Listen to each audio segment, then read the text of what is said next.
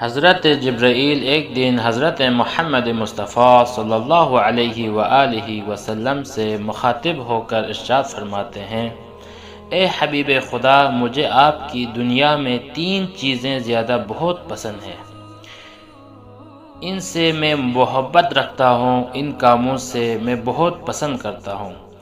Number 1، گمراہ لوگوں کی ہدایت کرنا، گمراہ لوگوں کی رہنمائی کرنا، ان کو راہ راست پہ لے کے آنا۔